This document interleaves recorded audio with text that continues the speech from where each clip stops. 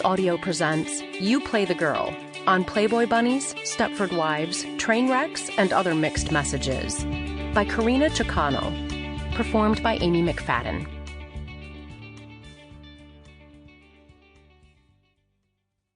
Introduction. My daughter, Kira, has heard bedtime stories almost every night since she was born. By the time she turned 8 in 2016, she was surprisingly up to date on early Peanuts comics, the collected novels of Frances Hodgson Burnett, Spider-Man cartoons from the 60s, the existential adventures of Frog and Toad, the collected oeuvre of Roald Dahl, Star Wars Through the Ages, mother and daughter versions of the movie Annie, and Ghostbusters Past and Present.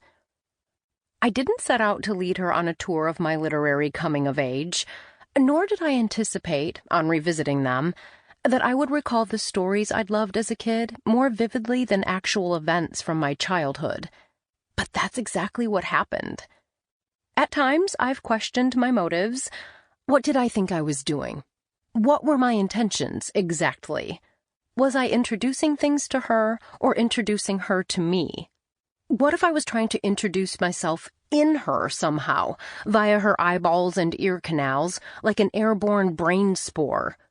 Could that still be considered educational, or was it just creepy? Was I like every other parent, or like a parody of a hipster caregiver in a Portlandia sketch? Was that just how culture works? Once, when Kira was 5, I presented her with a beautiful, too expensive, illustrated copy of Lewis Carroll's Alice's Adventures in Wonderland, and I accidentally let it slip that I wasn't sure whether I'd read it before.